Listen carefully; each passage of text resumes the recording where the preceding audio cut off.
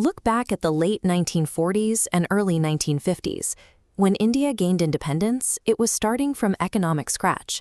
Next door, China was in an almost identical position. They were emerging from decades of grueling civil war and staggering poverty. The two nations shared the same starting line. Fast forward to today. China is positioning itself to dominate the future global economy. Meanwhile, India finds itself importing basic technology, down to the drones used to film local weddings, directly from Chinese factories. How did the gap get so wide? A lot of it comes down to mindset. India often operates in an ideological bubble, projecting the image of a Vishwaguru or global teacher. China operates on cold, hard realism. They focus on what actually works. China's economic lead stems from three ruthless, pragmatic choices, decisions where India chose ideological comfort over industrial outcomes.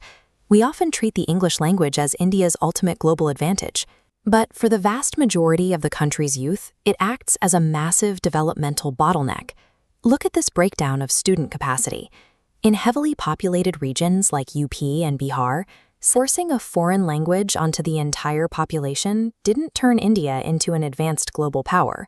It mostly created a nationwide inferiority complex that slowed domestic productivity to a crawl. The second pragmatic choice happened on the factory floor. To scale up manufacturing, China deployed a dual-engine model. This animation shows how they divided the labor. They integrated women directly into the industrial workforce to operate the indoor factory floors. That freed up the male workforce to handle external logistics, supply chains, and global exports.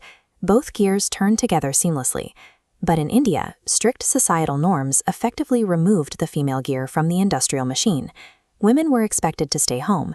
That placed the entire financial and industrial burden onto the male workforce, leaving the system struggling to turn the massive wheel of national output. This setup creates intense social pressure. When the economy stutters, the frustration is aimed directly at the male breadwinners for failing to provide, rather than at a system that is mathematically designed to underperform. You cannot win a global economic marathon hopping on one leg.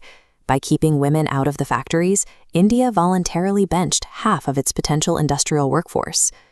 The final divide comes down to how both governments manage critical technology and infrastructure. Take a life-saving piece of equipment like an MRI machine. India imports these from places like Germany, but instead of offering incentives to manufacture them locally, the government slaps massive import duties on them. That bureaucracy artificially inflates healthcare costs, directly pricing the poor out of basic medical scans. Let's compare that side by side. On the left, you see India's approach, imported tech hitting a high tariff wall. On the right is China's build-first mentality.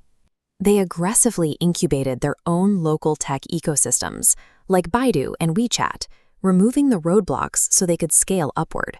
As a result, India remains a dependent digital user, renting space on foreign platforms like Facebook and Google. China built itself into an independent digital creator, controlling its own data and infrastructure. India's bureaucracy actively sabotages its own progress. Prioritizing short-term tax extraction over long-term technological independence is exactly how you lose a developmental race.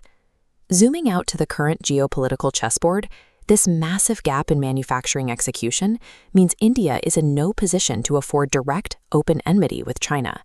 There's a glaring contradiction in the current strategy. It is easy to ban a few Chinese digital apps, but if you look around a typical Indian living room, almost every piece of electronics, hardware, and plastic is stamped with Made in China. Resolving these gaps requires a foundational shift toward one nation, one education.